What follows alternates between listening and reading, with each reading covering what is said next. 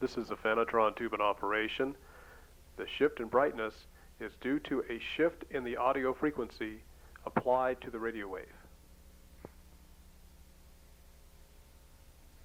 This is a Blepharisma organism undergoing disintegration at an applied MOR, or mortal oscillatory rate, of 3,050 cycles. At a later date, it was found that a better MOR for Blepharisma is 924 cycles. The difference is that in about 40 seconds at 924 cycles, many Blepharisma will start to disintegrate. At 3,050 cycles, a process you're seeing here took approximately 20 minutes to get to this point. This is all live time, however.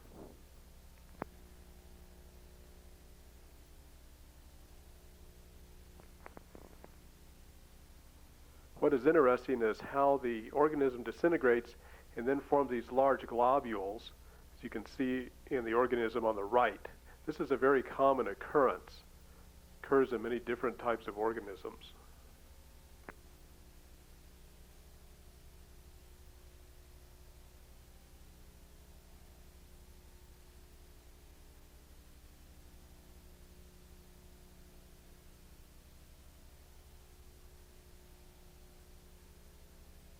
This is a close-up of the same large globule that was on the right. You can see something's kind of happened to reorganize the material that came out of the Blepharisma, and it's essentially just disintegrated down into these small particles.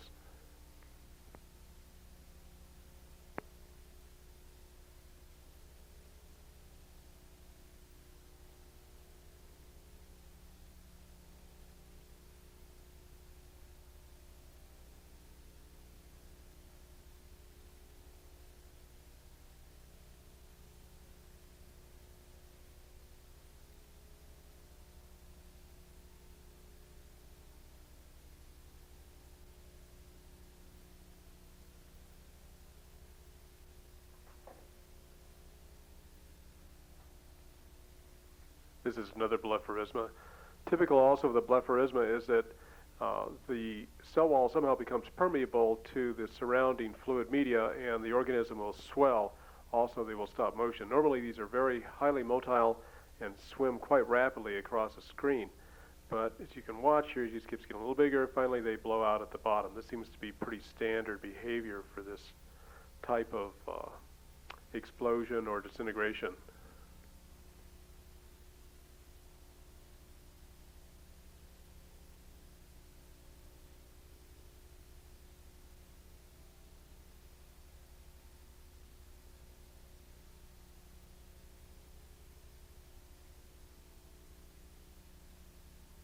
It's my opinion that in some way the device causes some sort of osmotic gradient to occur across the cellular membrane, perhaps through a process of what's known as electroporation. More investigation needs to be done to verify this.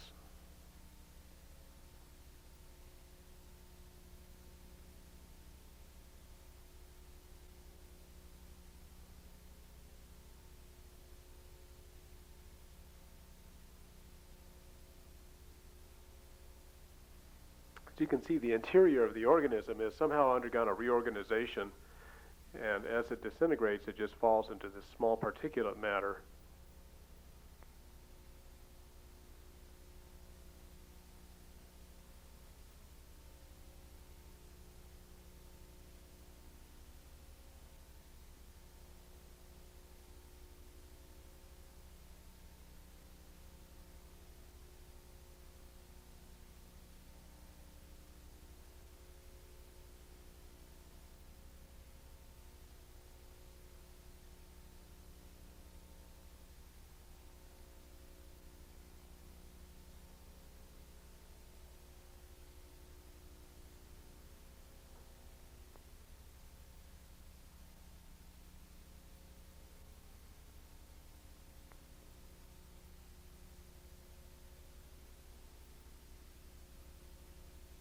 Again, all photography and videography in this particular videotape is live time. There is no stop motion here.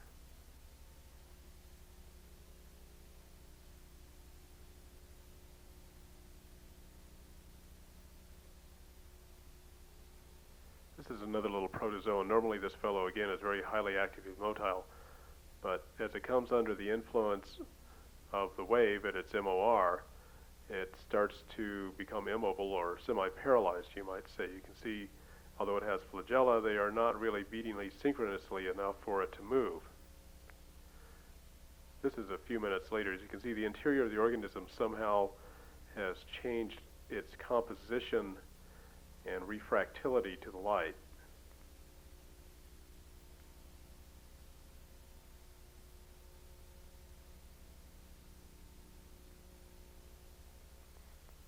If you watch closely, you can see the flagella up around the mouth parts start to beat asynchronously and, in fact, actually stop beating.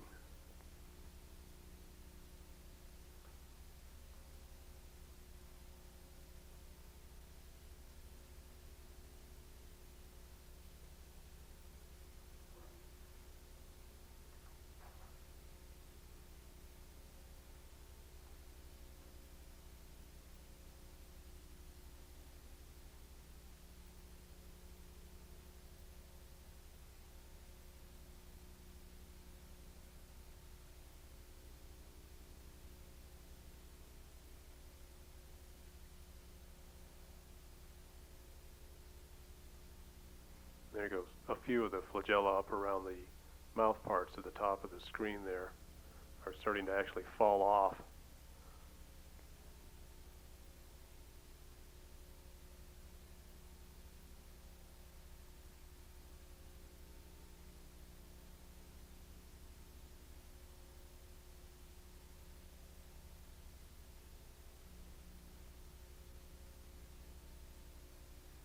This is a paramecium, and he's under the influence of his MOR. The body's slightly swollen.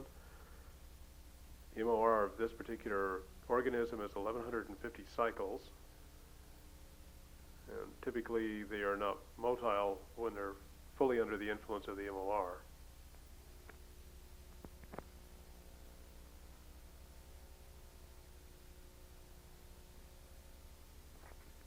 See, he's just starting to open a few areas within the cell wall here. These dark spots are starting to occur within the body. Apparently he's blown out on the back side of the organism.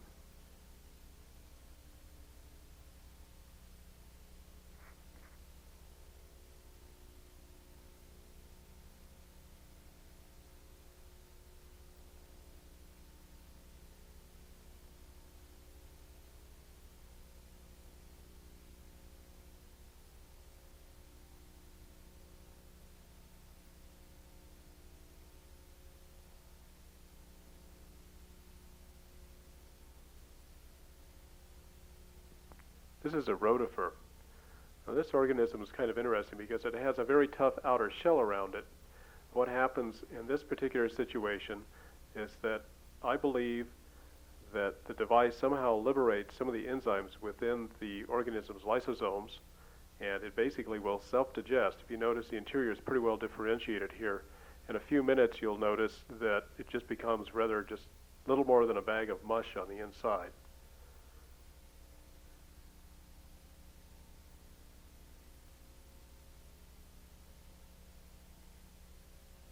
This occurred at an MOR of somewhere between 1950 and 2150 cycles. I really did not work out an exact MOR for this organism, but it lies somewhere within that range.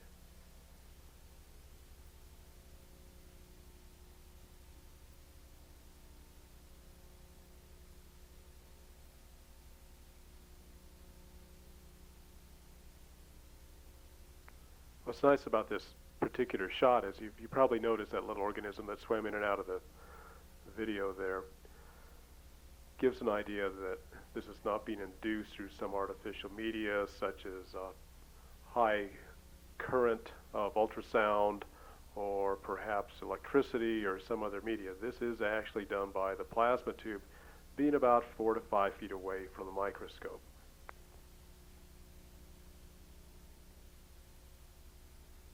You can see how the interior of the organism is starting to de-differentiate.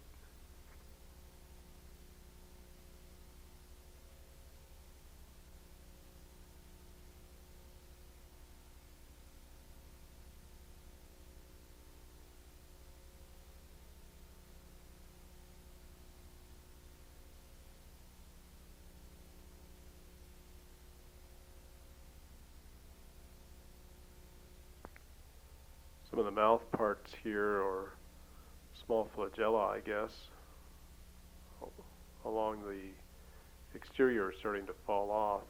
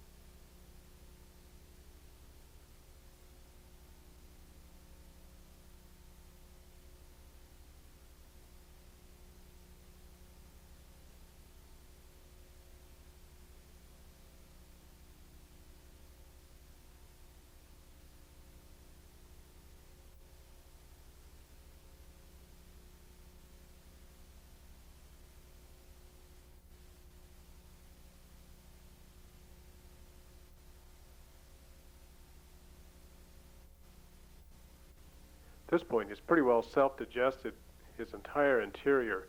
Again, I believe this is due to lysosomal rupture.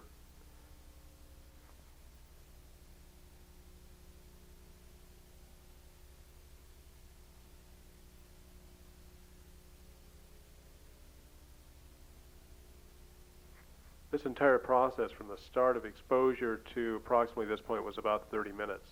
This is another paramecium, and I'd like you to look closely at the body.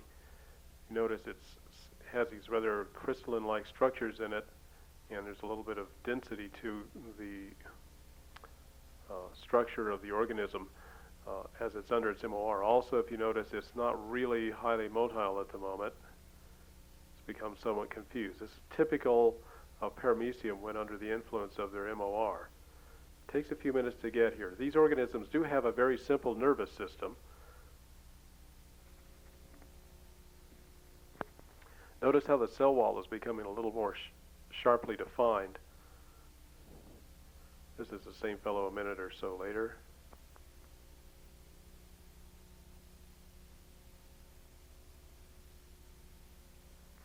And he's starting to rupture in the upper right-hand corner of the screen.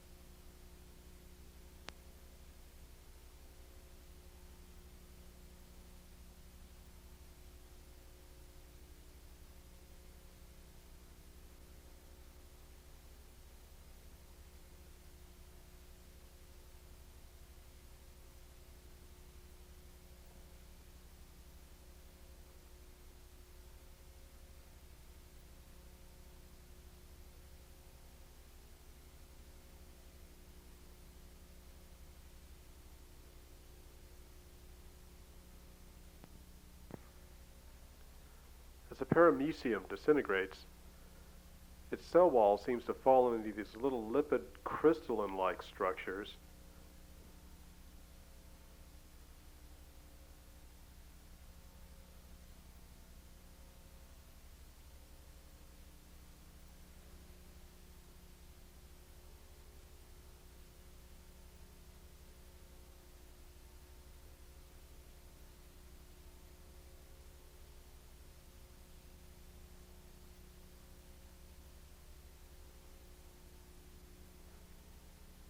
At least I would assume these are lipids.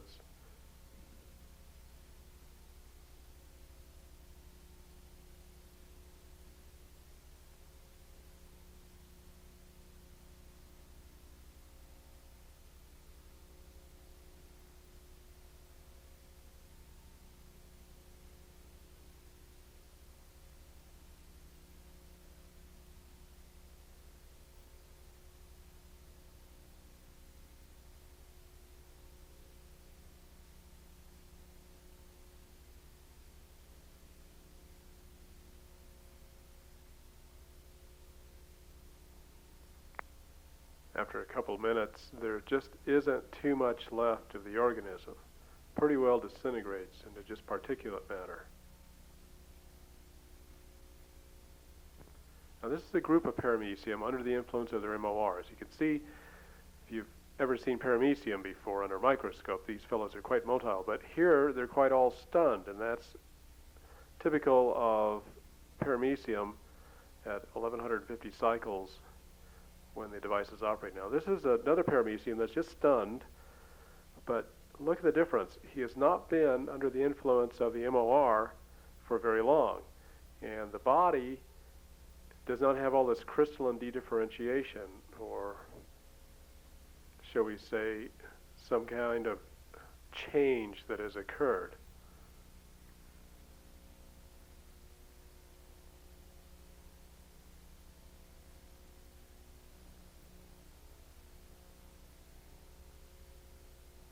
Still quite translucent.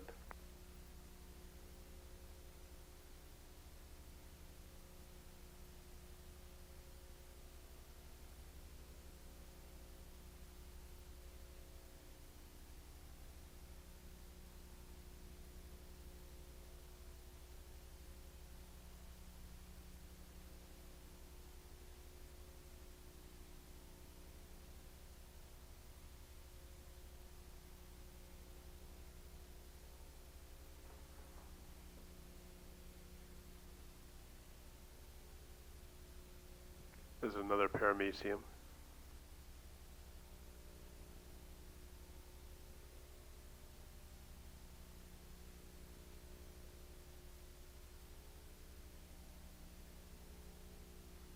All of the organisms, for the most part in this film, nearly all of the organisms within this film are of the protozoan family, which is significant insofar as protozoans are a major pathologic problem for mankind. Primary of these would be malaria. Malaria affects many millions of people every year and kills about 1% of the people that it infects, as well as causing a lifetime of disability and impairment for many people that lack the facilities to be properly treated for their infection.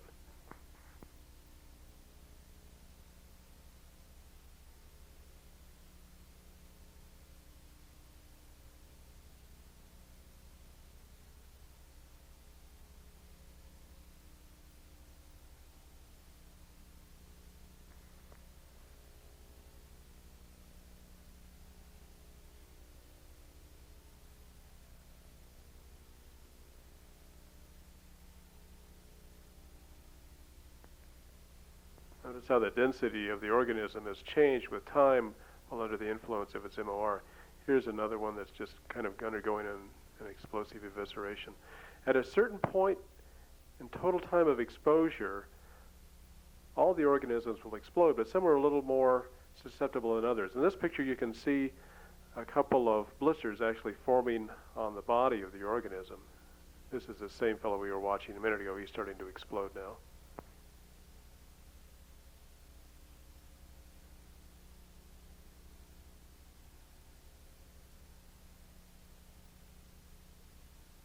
Just a large mass of food. See the blisters on the right-hand side of the body?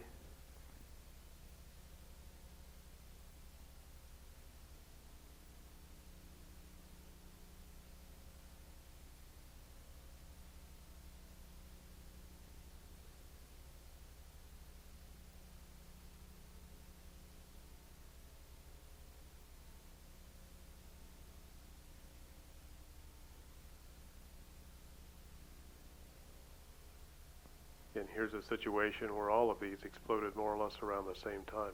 Has to do with total time of exposure.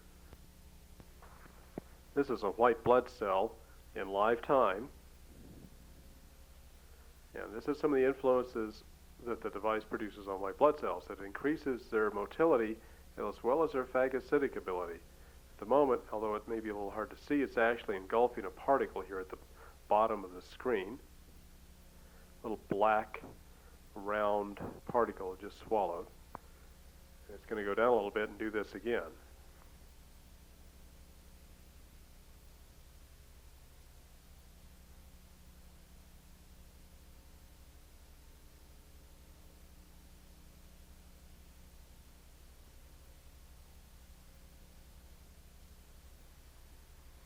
another particle it's engulfing.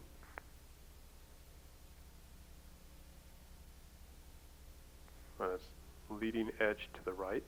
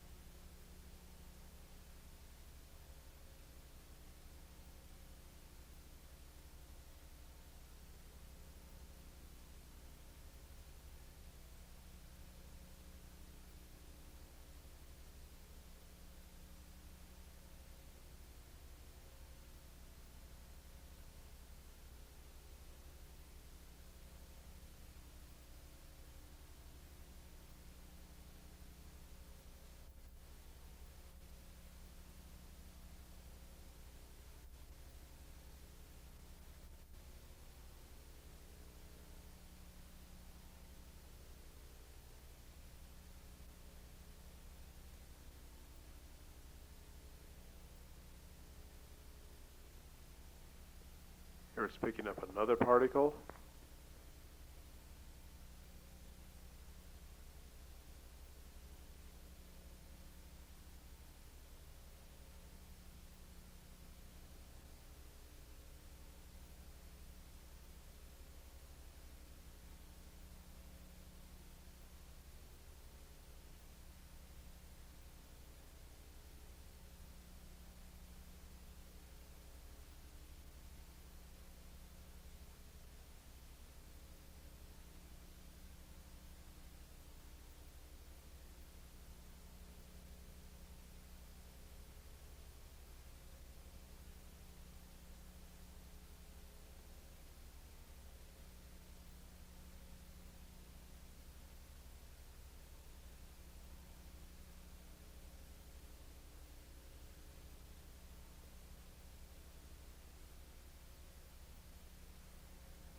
This is a blepharisma. You notice the little densities at the rear of its tail.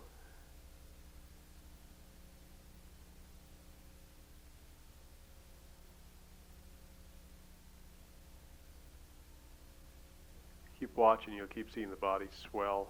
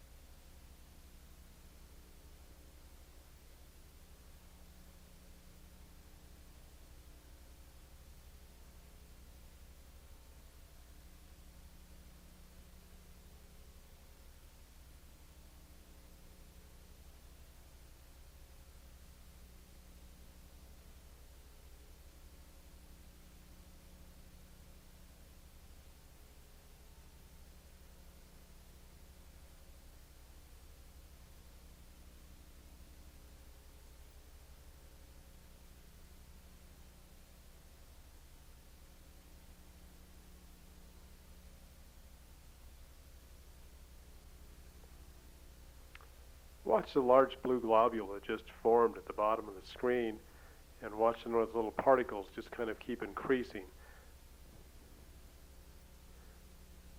And what's of quite a bit of curiosity here is although these particles are now leaving through a rupture in the wall of that blue sac, keep watching the films. You'll see these keep materializing and actually increase in number.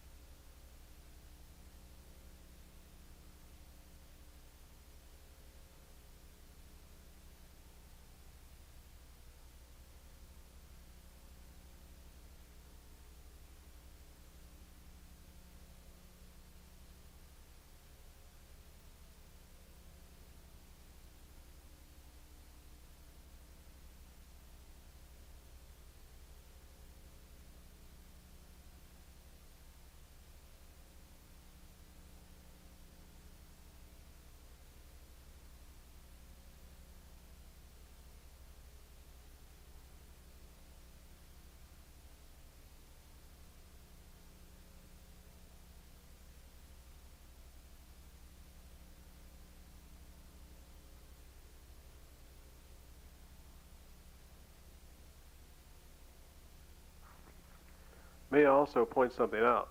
There seems to be kind of a current flow around the particular piece of structure here, but if you watch some of these little particles, some of these are moving against the current flow.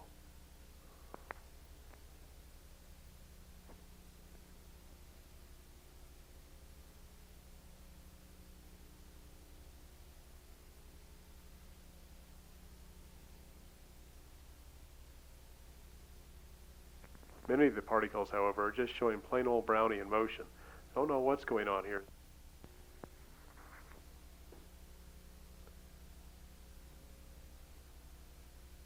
Some of these particles just exhibit Brownian motion. Some of them seem to be actively motile on their own. This may be what Dr. Béchamp originally called as a microzyma. I have no idea. Or Dr. Naissance might call a somatite or somatid. This is another blepharisma.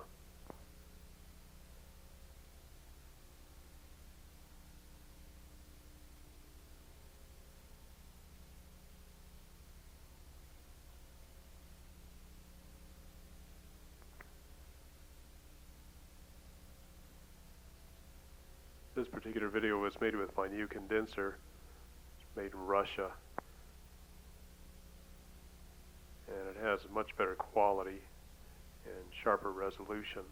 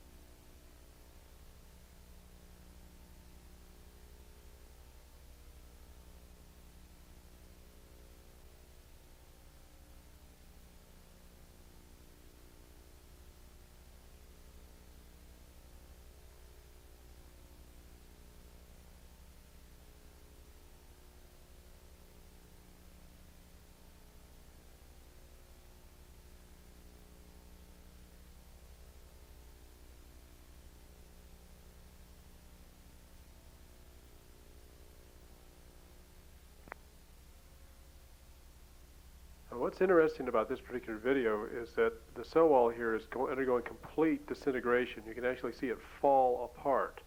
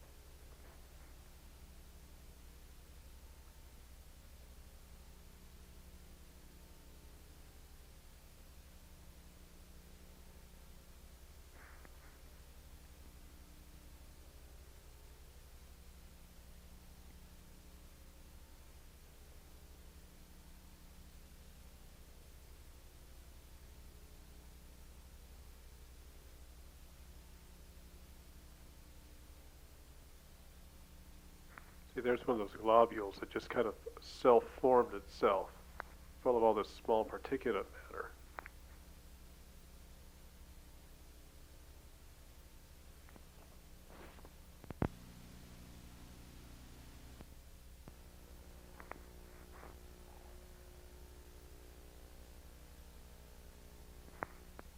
Now, all this film was done under the 40x objective. We're going to take this up to the 100x objective here in just a second and give you a real close-up.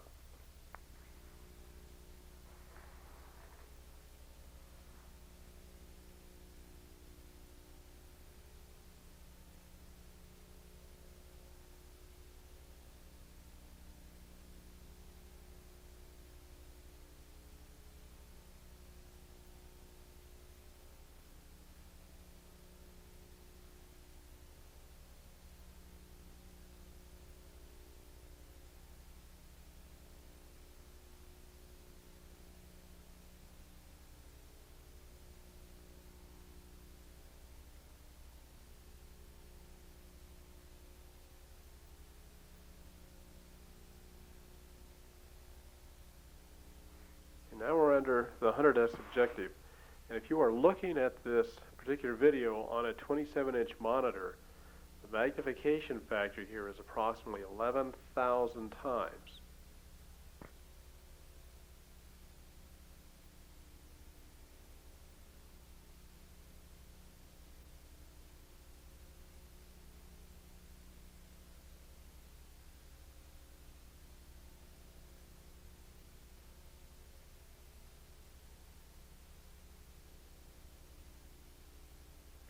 This particular little globule here in the center of the screen I would estimate to be about the size of a red blood cell, or a little larger, maybe about 8 microns across.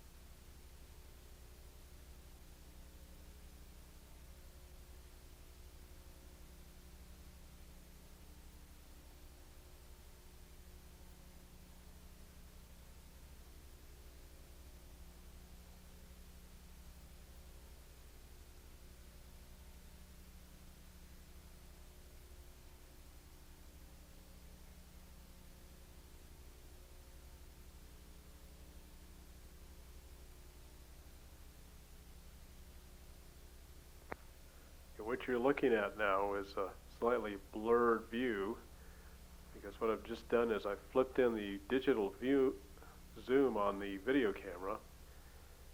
which is a 4x zoom. So right now you're looking at something that's being magnified about 44,000 times if you're looking at it, the video on a 27-inch TV. Problems are at this type of magnification. One is you lose resolution. As you can see, it's pretty blurry. And the second thing that happens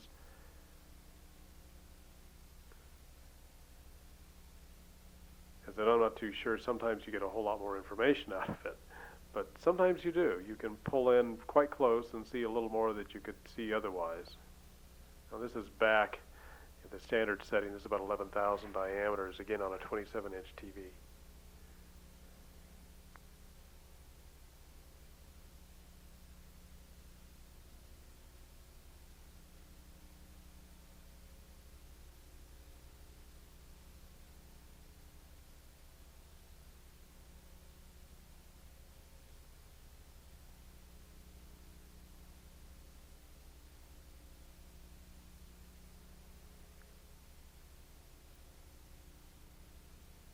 The immense magnification factors come from the fact you have a TV screen of a certain size and a size of what's called a charge coupled device chip inside the video camera. And the smaller the chip, the smaller the cross-section of the slide it looks like, and therefore the larger the magnification factor. This is another protozoan. This fellow has an MOR of somewhere between 930 and 1,000 cycles.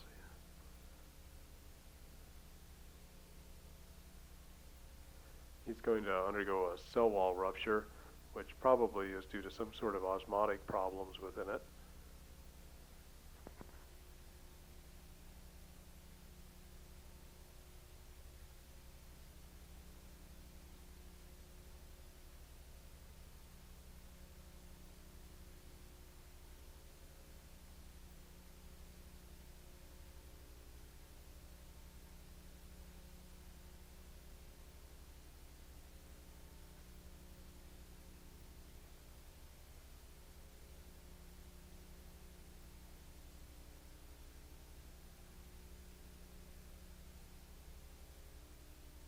A curious little organelle. Have no idea what that is there towards the center of the screen.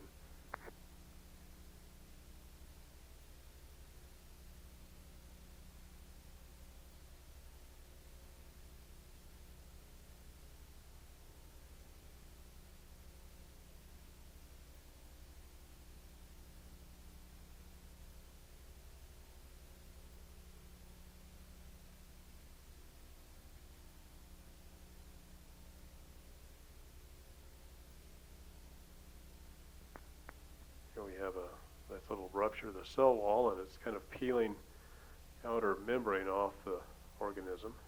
It's just ruptured.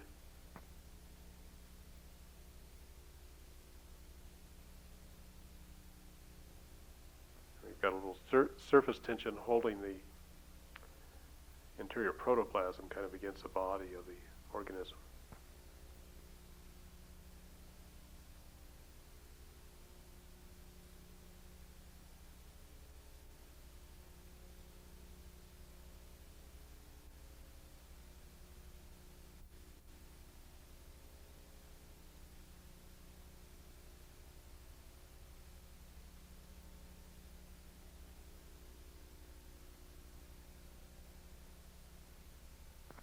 This is another paramecium, and you can see very clearly there's a cell wall rupture here. Integrity of the wall is completely failed, yet the outer membrane is still intact.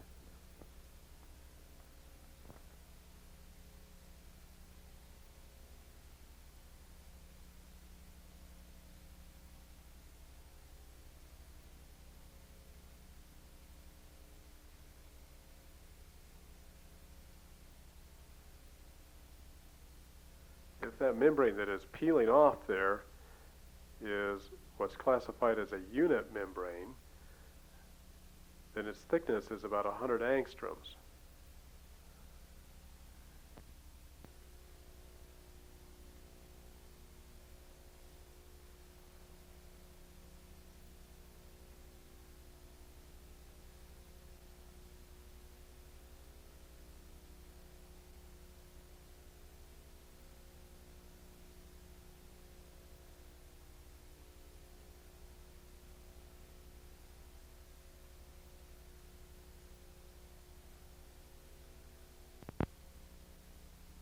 we have a nice picture of the blister phenomena.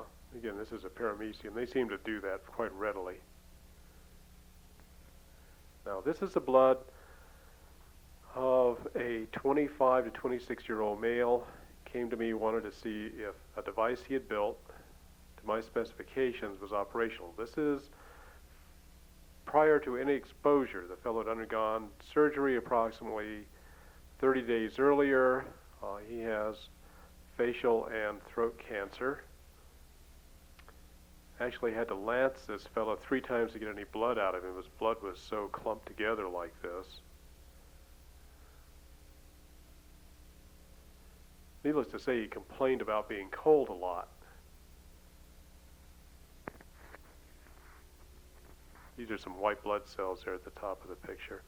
You can see the blood kind of sticks together in clumps, but it also kind of pours like honey or molasses. I mean, these cells are pretty well stuck together and agglutinated.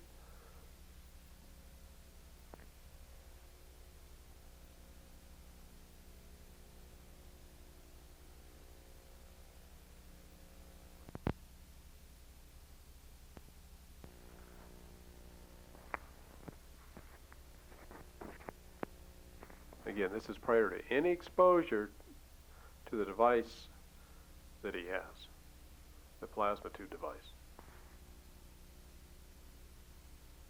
See how the background's just pretty blank and nice and black. That's the way most people's blood looks.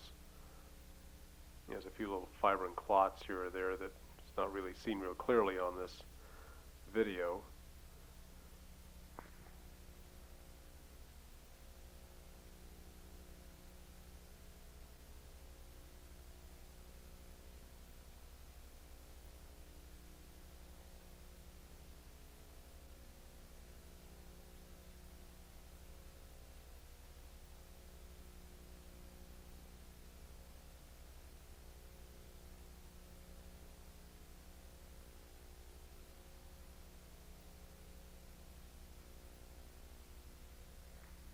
You also notice most of the red blood cells are not very round looking, quite crenellated. Now this is after the first exposure,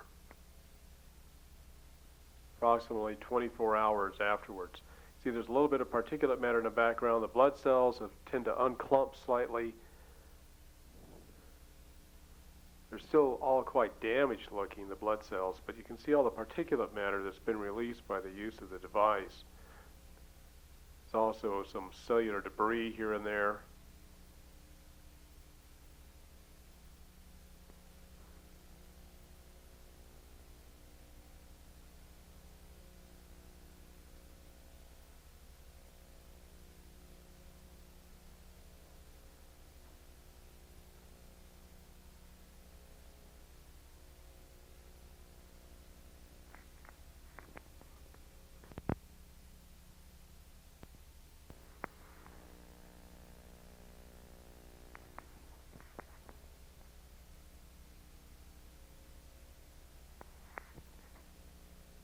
A large clump of cells that were broken off by the device.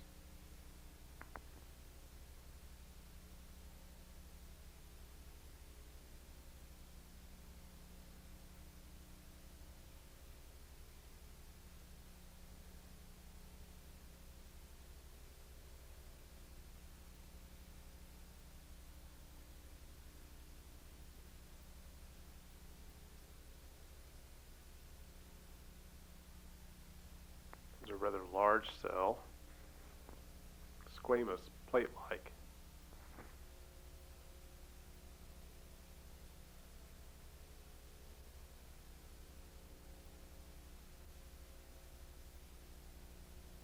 This is a white blood cell, has some curious anomalies. What I'm doing right now is I'm using inverse video, which gives a 3D-like effect, and you can get a concept of what the surface of the cell looks like.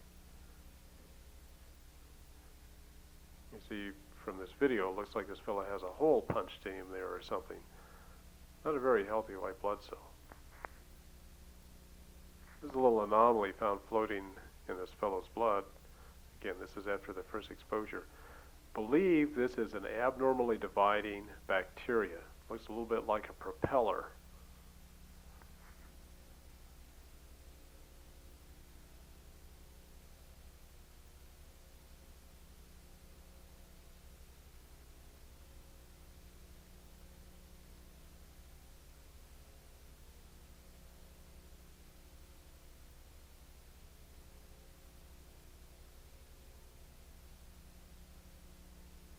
This is another abnormal finding in this fellow's blood.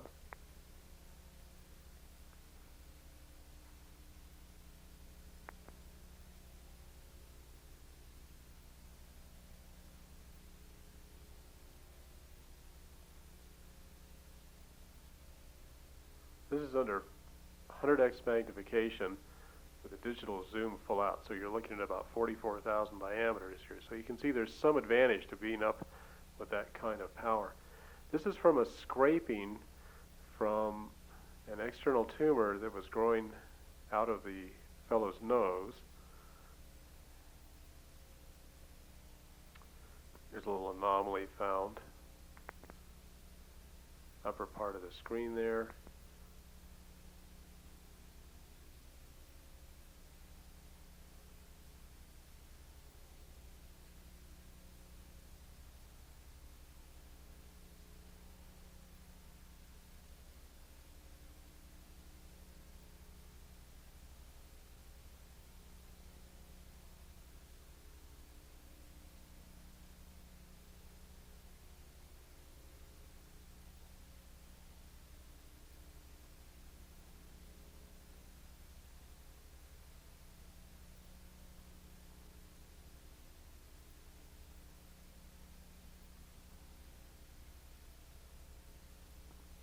There's a couple of what look like probably staphylococcus.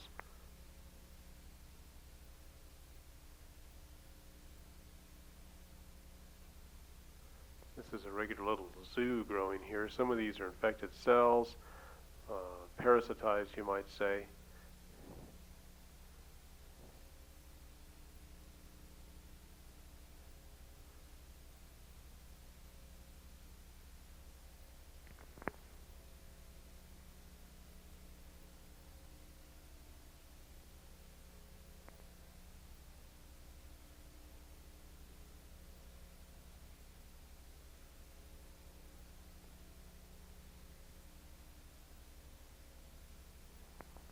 Now, this is after fellow's second exposure to the device. You can see the amount of cellular debris has picked up considerably. There's larger cells, there's more cells. There's generally quite a bit more debris within the blood here. At this point, it was recommended that he not use the device for several days in order to let his blood clear itself of all this debris. That's something that does need to be developed, is some kind of protocol as to how much debris a person can tolerate and that his body can safely remove. A load factor, so to speak.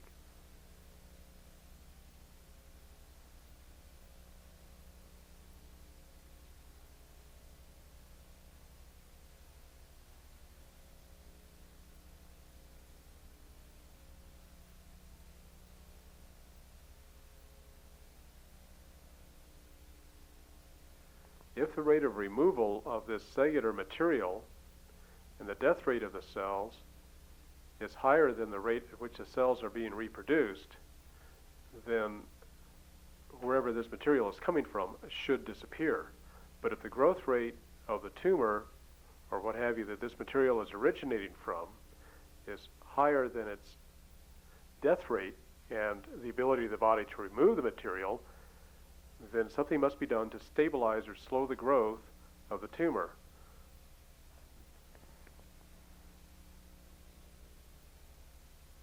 See, it's just loaded. This is after the second exposure. Quite a dramatic release of material here.